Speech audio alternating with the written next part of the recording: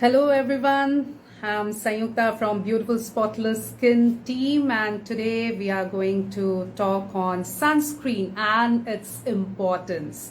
So it's very important for all of us. So we get, all these pigmentary issues or so many things. It's really important to understand the importance of sunscreen, and for that we have with us Dr. Rashmi Manjunath. A very warm welcome to you, Dr. Rashmi Manjunath. Thank you. Thank you so much. So before I talk to you, before we begin the talk, let me tell or introduce you to our viewers, though it's not needed in your case, but still because it's a protocol to do so. So Dr. Rashmi Manjunath is a renowned skin specialist dermatologist in Whitefield, Bangalore. She has more than 2 decades of experience in the field of dermatology. She is the founder and director of Dr. Rashmi's Skin Clinic, and she has completed her MBBS from Mysore University and underwent postgraduate degree course in dermatology, venereology, and leprosy from the Rajiv Gandhi University of Health Sciences. She is pioneer in giving non-surgical facial rejuvenation and anti-aging solutions. She delivers the sophisticated skin and laser treatment in the safest and most effective way to achieve the desired results. A very warm welcome to you, Dr. Rashmi. It's a pleasure to have you with us. Thank you. Thank you so much for giving me this opportunity, and especially on a very nice topic, one of my favorite topics on sunscreen. So I think very happy about it. That's great. In fact, the fact is, Dr. Rashmi, and you'll also agree with me, we are living in such conditions where we all know that sun or the other radiations, the harmful radiations are very bad, very harmful for our skin. We know sunscreen is good, but then 67% of Indian population is still not using sunscreen as a regular skincare regimen or in their regular skincare routine. We use sunscreen only when we feel that, okay, we are going out or we are on beach vacations, etc. That makes it even more important to understand what is sunscreen, why it's so important. Yeah. Why is sunscreen so important, doctor? That's going to be my first question to you. Firstly, I think at some stage we'll have to look at renaming it and not calling it sunscreen, because that itself makes people think, oh, okay, I have to just use it, just when I go out in the sun. At the time when sunscreen was developed and things like that, I think light, particularly the exposure, was happening more pertaining to the sun. There were no gadgets, there were no, we were not sitting in front of the system like the time we do now. And especially post-COVID also, I think there has been a humongous rise in all these gadget-related light exposure. I think all of us agree to it. People who have joined in, firstly, thank you so much for joining in. Thank you for giving this time, and I hope this insight on sunscreen will be very fruitful to all of you. Let's also keep it more interactive in terms of you can post in your questions. You can also, have an interaction because then we'll be able to get a better insight on what this topic is all about. Definitely, and that's the whole idea of having this session, so that we can take the general questions, plus we can take viewers' questions, and they are joining live and showering so much of love for us. That's really great. Yeah. Now, the thing is, doctor, whenever we talk of sunscreen, you very rightly said it should be reframed now, because we always feel that it protects us from the sun. But then I'm sitting in front of a mobile, there is a LED light in my room, or if I'm working in a kitchen, there is the heat, there is the stove. Even if I'm working from home, I know that my skin is getting damaged. I'm getting these pigmentary disorders, etc., etc. How you make people understand that even if you are inside, no matter whether you are inside or outside, sunscreen is what you need. Yeah. Coming to that, then a bit of background. Skin is actually the most distinguishing feature of a human being. It is what we are, and it is extremely diverse. So there is a huge array of skin types, not just even in India, such a diverse country, it's extremely diverse in its weather, in its terrain, in its cultures and everything, right? So, and also the skin. Similarly, all around the world, also, there are so many different types of skin and things like that. But what also is very important is how the skin would react to a particular stimuli, to an external stimuli. In this case, of course, it's the light. In many cases, it's also the weather changes, the how the dryness in the weather is, and things like that. So I think what we have understood in so far with all our dermatology advances and all is that sunscreen is by far, I think, the most critical thing that one can use in order to take care of your skin health. So and in many instances, it is by far the treatment. So it is as important as your night cream, and probably far more important than your night cream. So in many conditions, many pigmentary conditions, it is the treatment per se. So it is given that kind of importance, and I think that's very important for us to understand, and that is what the communication should always be about. So there is a preventive modality, and there is also the treatment modality which is there, and sunscreen by far is one of the common ingredients in both the cases, preventive as well as the treatment modality. And That's amazing. Yeah. yeah, and just to let you know that I was also in New Zealand, in my early years of my dermatology practice, and there has been a lot of awareness of sunscreen, in the population there. So the children are made to wear caps. They are made to wear use sunscreen, and so on and so forth. So there is a lot of awareness which happened even at that time, when I was really a very early dermatologist thing. So I think that is very important. And even, there was a lot of education on usage of sunscreen which was happening. And I'm really happy that a lot of companies in India now have come forward, and they are educating people on this. Like, this is one of those, sessions which is showing the effort of companies like IPCA and things like that, who are doing this kind of giving this kind of platform to all of us to talk about it. So I think it's really amazing. So thank you for that. And but apart from that, I think sunscreen has a huge role to play, as I have discussed before. Just to give a bit of brief insight about sunscreen, anything that the audience and people who have joined would like to ask about sunscreen, any doubts, please post in your questions, and we'll be happy to take it in a short while. I can see a lot of question, and one of the question the viewer is asking about the SPF factor. I'd like to add to that, doctor, that whenever we go out to buy a sunscreen, there are so many informations on the box, right? What are the basics that we should look for, and plus shed some more light over this SPF thing? So when we look at a sunscreen particularly, there are a few things. I mean, we have something called an ideal sunscreen. So what is an ideal sunscreen? Ideal sunscreen is something which is broad spectrum. So it is covering quite a bit of, radiation spectrum, or light spectrum, which is there. The second aspect of the sunscreen should be cosmetically viable. You have to keep applying it on a daily basis, on a more frequent basis in the day, during the day also. So it needs to be cosmetically viable and adjusting to your skin particularly.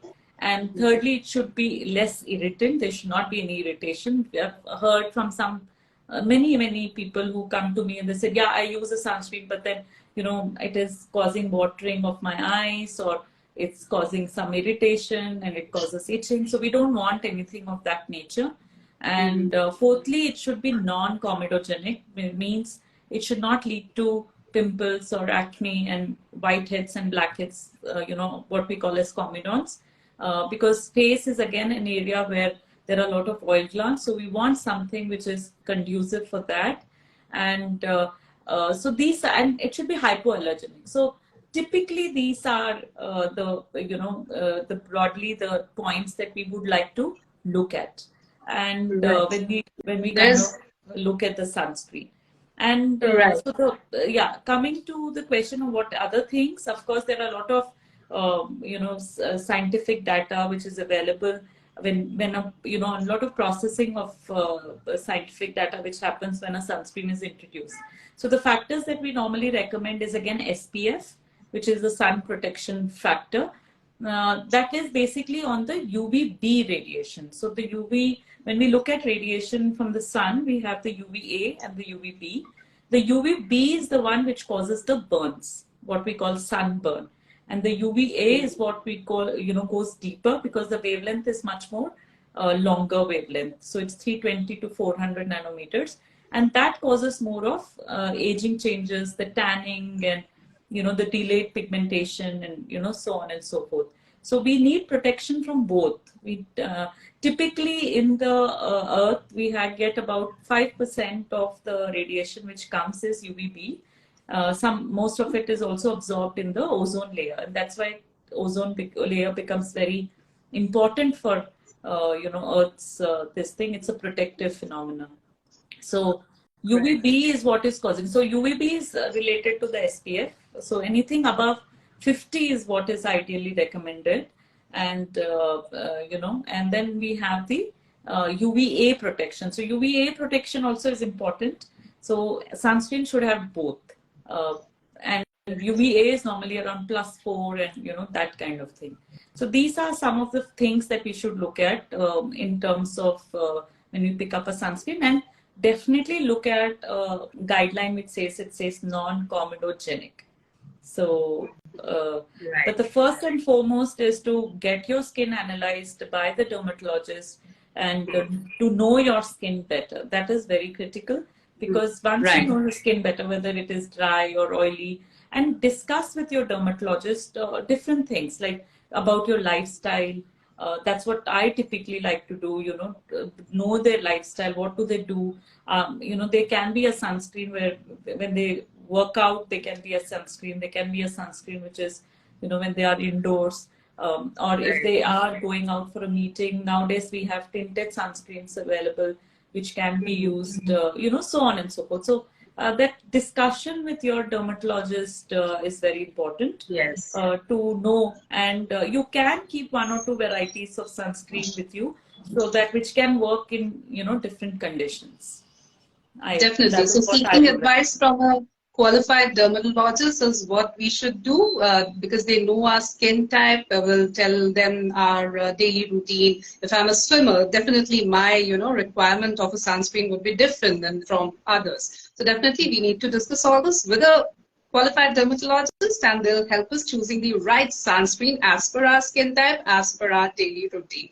Doctor, one question that many viewers are asking is regarding the amount of sunscreen to apply, the application and reapplication. A very good question. So thank you so much for this question. I mean, obviously I had plans to discuss it, but it's nice that someone has brought it up. So the typical rule that we follow is a teaspoon rule. So ideally, I think keep a teaspoon, just to know. So 1 teaspoonful needs to be used for face and neck. 1 teaspoon for the hand, one hand, another teaspoon for another hand. So these are covering your exposed areas. Now, if you're really looking at, your legs and all that, so it will be double the quantity. And that is 6 ml per each leg, and then 6 ml for the chest and 6 ml for the back.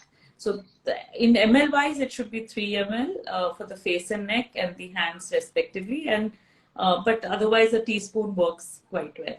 So the quantity is extremely important. Anything lesser would really lead to no use of it particularly. Now, coming to the other question of in terms of the frequency, extremely important to reapply it. It has been shown, the data is proven that effect of sunscreen is normally there for about a couple of hours. So, and especially with the colored skin or skin of color, where we tend to respond to light much more, it is very important that we reapply it at least couple of hours later, 2-3 hours later. There are people who have pigmentary conditions, then of course we like to tell them also to use it more frequently. And then, but 2-3 hours later is what is. So normally it is around, say around 8 o'clock, 8 a.m. if you use, then probably around by 11:30, 12, and then again by 3:34. And if you're going out, particularly during these times, also use sun protective measures like a cap or a umbrella or anything to also cover yourself. So do not try to, think. Now, SPF 50 doesn't mean that, it's just protecting you completely. It is just that it is going to prevent it to that larger extent. But it's not going to. There are people who've told me, "Oh, ma'am, I'm using the sunscreen, but I still get tan," because you cannot have 100% protection. You're trying to reduce the amount of the exposure to a large extent, but it is not completely, 100%. So that is what we need to understand. Yeah. Right. So along with the sunscreen, we need to apply the physical sun guards, we can say, a Yes. scarf or a Yeah. hat, broad hat. Absolutely. Okay. So there is a clothing, there are clothes nowadays available for, sun protective measures, and they're completely analyzed in a different kind of way. There are, parameters for that also. So a lot of them available in the current times. Yeah. Right. And many times people say that, closely knitted clothes or, thick clothes are good. I mean, they will actually let less radiation enter our body. So that will also work? Actually, it is basically they do an analysis. So there is a sun protective clothing which is a range by itself, and there is a complete assessment of how the weave of the clothing is going to protect you from the sun particularly.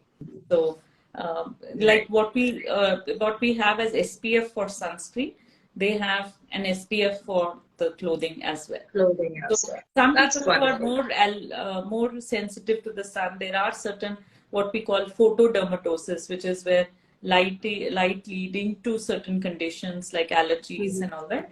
We do recommend some of these parameters to be followed. Great to know that, sun protective factor clothes are also there. That's amazing. Now, Ankit is here asking, should I wait before getting in the water after applying sunscreen? And I would like to add to that, we all know that we need to apply sunscreen before even stepping out. How much time duration is required? So normally we recommend about 20 minutes. That is the normal recommendation by, various studies which have been conducted. And that's a decent kind of time for the activation of the sunscreen. The reason being that any sunscreen typically has two things. One is the chemical form, and then there are some physical sunscreens also which are available. Typically, most of the sunscreen have what we call as the organic sunscreens. And they come with different filters. So you have the photo stable filters, and then photo unstable filters, and protective filters, and so on and so forth. And they all work in kind of different ways. So there are, it is more like, how the energy is getting absorbed by the light and what happens to that particular filter. It could either just, radiate it, or, just reflect it, or it could, get into an unstable form, take that energy and go into an unstable form, absorb it, and so on and so forth. So that activation, that process will take time. And physical sunscreens are typically like zinc oxide or titanium dioxide. Titanium dioxide is very common in makeup. So that's also what I tell my patients, that, after you apply your sunscreen, you can use your makeup because it has titanium dioxide. But only makeup is not going to help you. You need to use, a sunscreen which has the chemical sunscreen, and then go in for the makeup particularly. So, so those are also available. So Right. these kind of, you'll have to do a mix and match of things, and depending on what activity is what you're looking at. Right. Now, because just you mentioned about it, doctor, that makeup products are also coming with SPF factor, Yes. foundation with SPF, or lipsticks with SPF, or compact with SPF, etc., etc. Many times people wonder that do they work, or still I need a standalone sunscreen? Yeah. So the recommendation will always be a standalone sunscreen. We need a sunscreen for sure, and many sunscreens come with with a moisturizer or anything. So I generally like to keep the two separate. Moisturizer has its own role to play in terms of nourishing the skin and healing the skin or whatever, but the protection has to be from a sunscreen. And two things cannot be, you're just kind of diluting the both the benefits if you use it in combination. It's always good to use a sunscreen separately. And Right. over that, makeup can be applied. Over that, many a times you can layer the sunscreen. You can also use one, sunscreen, and then over that you can use the tinted. There are a lot of tinted sunscreens available nowadays, and and then the makeup and all that. And there are a lot of sunscreen because they are also silicone based, or with a great matte finish. It can be used before the makeup and all. But try to keep your sunscreen to be very, very genuinely kind of sunscreen with all those Right. factors that I had discussed in terms of, being broad spectrum, non-comedogenic. These two important factors are very critical. Right. So sunscreen is must. We can always go for add-ons. That's okay. But sunscreen, a standalone good sunscreen is what we need to use regularly and religiously. Now the thing Yes. is, doctor, some of our viewers are asking that can we apply sunscreen on our children, toddlers? Yeah, some recommendations are there where they say that less than 6 months, the child should not be using a sunscreen. Hmm. But then it would depend on, various other factors. Nowadays, we do have sunscreen specifically meant for children. So pick up those sunscreens, in consultation with your dermatologist. So do not take that. But after 6 months, yes, any the sunscreens can definitely be used. Hmm.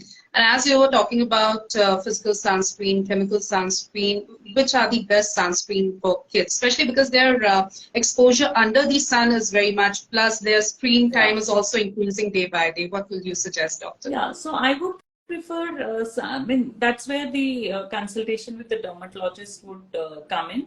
And Right. something which is very mild, which is specifically meant for children, because then it would be studied on a thoroughly basis. Children, Mhm. even teenagers for that matter, when they have a lot of acne tendency, then you have to, of course, change the sunscreen. You need something which is non-comedogenic, where it is specifically meant for acne. So there are a lot of sunscreens. I think we know that where they definitely mention that, like it isn't for acne skin. So those are some things which. So it would depend upon a lot of things in terms of the age of the children, or how is the quality of the skin? Is it dry? If it is more dry, then you would prefer something which is more, a bit more moisturizing and things like that. So those are So my consulting suggestion, a dermatologist especially, is yeah. And even for that matter, just to talk about it, is there are a lot of water resistant sunscreen, waterproof sunscreens which are available. Many Mhm. parents are not aware of those, that these are something which are available. So those are also recommended hugely, especially when the children go swimming, and or if they're playing some sports, and they are actually sweat resistant also. So it's not that Right. when you sweat, it'll go away. So these water resistant ones are actually quite good for that as well. So those are my recommendations. So discuss with your dermatologist. You could get in touch with any one of us, and then we can help you out. Right. So initially, I shared the data, doctor, which says that 67% of Indian population is still not using sunscreen as a regular thing. Now the thing is that people will have n number of reasons or complaints regarding sunscreen. They'll say that it makes me sweat a lot. I don't like the white cast. Or it makes me very dull, it makes my skin very dull, or I'm already acne prone, or I have acne. Why would I load, my acne is with these Yeah. sunscreens? How would you like to address all these complaints? It is, I mean, beyond doubt, I think we have cleared that doubt, hopefully, that, sunscreen is the most important thing. And I think the main thing that we can see, for ourselves is how the skin is on the exposed areas and how the skin is on the non-exposed areas. So I think that is itself, in Hindi एक कहावत है, हाथ कंगन को RC क्या. So, we don't need anything else. We don't need a mirror, to see ourselves. So I think that is one of the starting points. Observe your skin in the exposed areas and in the non-exposed areas. And I think then you will get a clarity as how things are, right? And after which, of course, is the protective. So protection is extremely important. Skin is by itself a protective organ. It is getting exposed to the harshness of the environment, and also from within the body, the changes will happen, like hormonal changes and lifestyle related issues impact skin hugely. So with all that keeping into mind, we need to protect it even more. And that's where the sunscreen is the most important protective agent that can help you out. So I think that is something which we need to understand. Once we realize that, in terms of compliance, I know it is very understandable. There are a lot of sunscreens available nowadays, and it becomes very difficult as to decide as to what it is. And that is why the trained practitioners, trained dermatologists come into picture, because we undergo a lot of constant training on these. And so you can also, my normally what I like to also do with my patients is to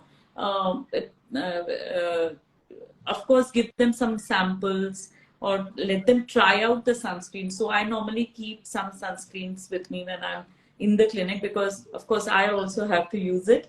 But make them try it for some time. And you can do that with the dermatologist, asking them if there are any samples of any sunscreens available. And if you like them, then, you go forward and, pick it up. Also, when we also, like I particularly, I'm a very conscious practitioner. And I believe in lot of evidence-based practice. So we believe in lot of evidence. There's when I write something as a prescription, there is a lot of evidence which is backed, a lot of scientific data available to it, and that is when we prescribe it. So that's when I prescribe it. So it's very important that that is always there. So discuss that with the dermatologist in a very open frame of mind. And when I write something, then there is some backing to it, and some past experience, personal also, and also in practice. So then that works quite well. I completely second that. And definitely, I mean, if we are using something for so long, regularly, religiously, then definitely it's even more beneficial if we can go and discuss it with a doctor, with a qualified dermatologist, so that we get the right thing for us. Because of course there's so much in the market, and the influencers are there on social media. There's this nani ka nuska, dadi ka nuska, and everybody is experimenting so much with their skin. And I mean, people are actually ending up with 50-50 products for their daily skincare products, and sunscreen is there, but then they keep on changing and experimenting. So definitely consulting with a qualified dermatologist will save our energy, our money, our everything, and our skin, definitely. Another thing which is happening is also that they dilute the sunscreen. So they won't use it in the correct order. They will apply the sunscreen and then put on a moisturizer. Yeah, then what's the correct order, yeah. doctor? So normally sunscreen has to be the last thing that we have to be applying, and that is very critical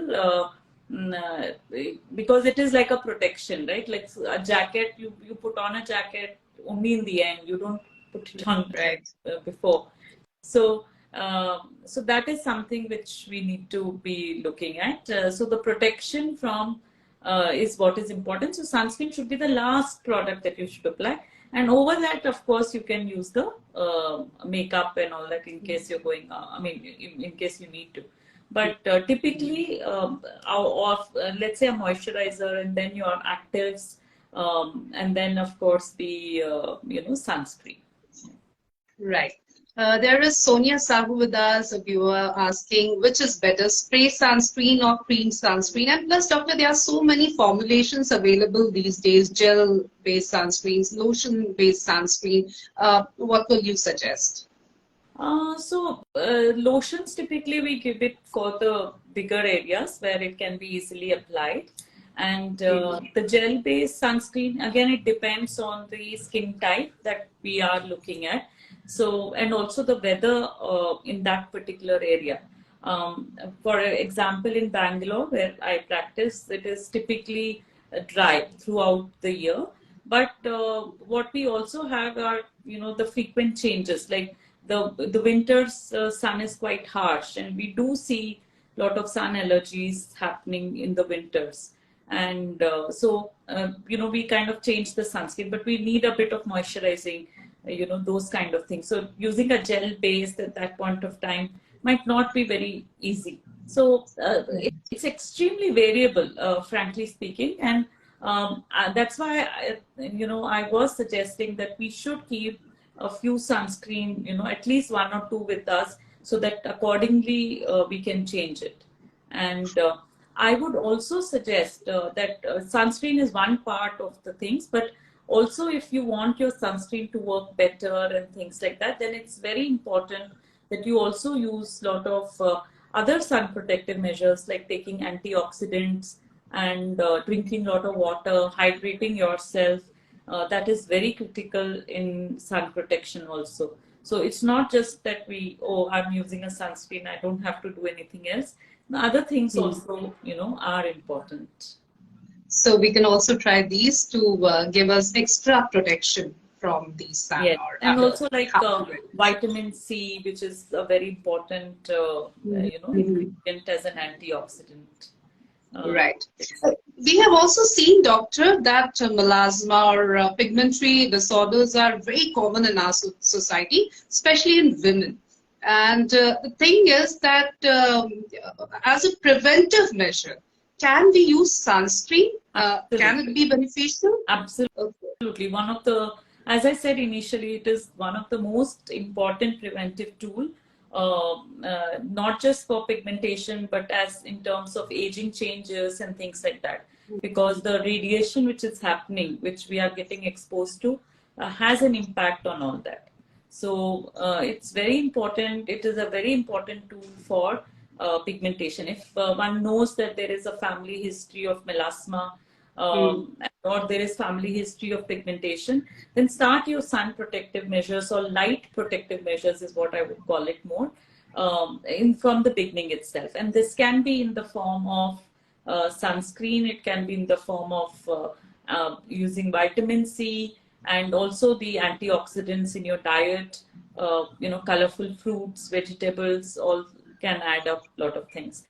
Tomato is a great source of an ingredient called lycopene, which is again a very good, it has sunscreen value associated with it, sun protection value associated with it. We need to eat that, right? We need to consume that, or else, because many people think that they have to apply. I understand. Yeah, there are people coming to me, oh, I use tomatoes, but yeah, you need to consume it. The ingredient has to get into your body. Yeah. Right. And, because we're continuously talking about sunscreen and also other skin disorders and how sunscreen can help us in preventing from them and also as a treatment, as you have already explained in the beginning.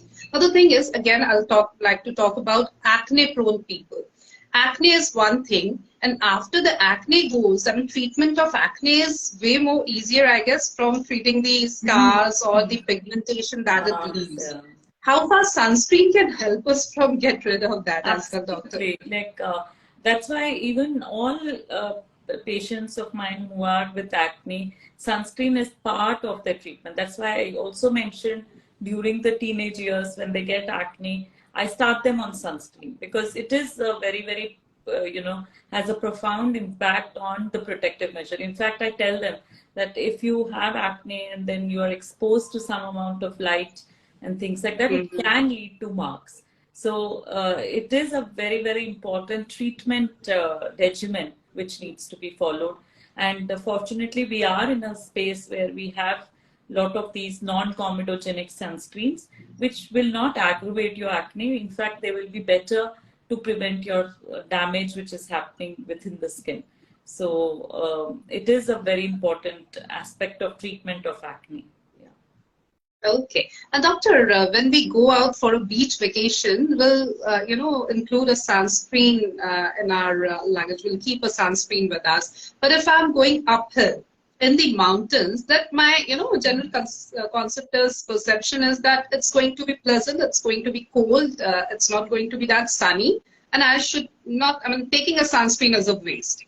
How you look at that? Yeah, that's very good question. The most, Very happy people about. who yeah, Sorry. because I've seen a lot of people having these pigmentary, issues who lives uphill. Yes. So I just had a holiday in the, not a holiday, but we went trekking in the Himalayas. And I could understand, I think, much better when you are there. Like, though we talk about it, we study about it, and we understand the whole thing. But when you are actually there, you understand much better, much, much better. So the sun, though we say that, okay, no, you cannot, oh, it is cold and it's not going to really damage your skin, but it damages extremely harshly. Harshly is the word. And in fact, we always recommend even sunglasses when you're looking at the snow and things like that, because a lot of these radiations can damage your eyes also. So always use sunglasses as well when you go out in the mountains. And the sun, it's basically how the light falls on the earth. This is called the zenith angle, and that is quite harsh in the mountains. So it's extremely important to be using sunscreen even in the mountains.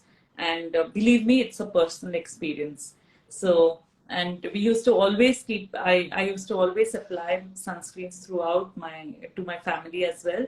And it really prevented a lot of things, because the harshness in the air is also there. Like, the skin is more drier there, so a lot of other factors also come in. Your hydrating capabilities reduce a bit and things like that. Also, I used to be taking a lot of antioxidants in those climates. Carried some antioxidants with me, which would, help me in the process. But yes, it definitely needs a lot of protection even in that. So also used to get the sun protective clothing and, those kind of things. So caps and hats and everything. So there is some, you can protect it to a certain extent, but it is possible. Yeah. Okay. And doctor, before we sum up the whole session, any take-home message for our viewers or anything that we have missed on and you would like to add? I think one very important take-home message that I would like to give is that we need to definitely use sunscreen. Very, very important. Do not forget, keep it with you all the time. Carry it with you in your bag or your office. Keep some, there so that you can, use it. And never go out without the sunscreen. There are many people who come to visit me, and you know, and then they say that you know, we've not used a sunscreen right now because we want to see your skin. You know, you to see the skin. Don't do that. Always use the sunscreen. Discuss it with your dermatologist. What kind of sunscreen would be suitable for you? Keep one or two, you know, different kinds of it with you and in your office, which can be used. And reapplication is very critical. Don't apply the sunscreen and just go out immediately. Just allow it to get activated, and you know, and then you're set for a lot of time in terms of your skin health. So. Right. So, in case viewers, you have not yet started using sunscreen regularly, religiously, please go and contact your nearby qualified dermatologist, seek advice, and buy a good sunscreen as per your skin type and as per your work routine, etc. Right? And you'll feel the change. You'll see the change by yourself. Thank you so very much, Dr. Rashmi. It was wonderful interacting with you, and so many viewers have also, you know, joined and shared their views and questions. Thank you so very much. It was a very, very informative session. Thank you. Thank you so much. Thank you for you know, having me, and it's a great initiative. I mean, I would really like to appreciate that, because it's very important to create these you know, educative forums and thinking forums in order to you know, look at the specialist point of view and also the viewer point of view. So something as important as a sunscreen, which would really impact a lot of skin health.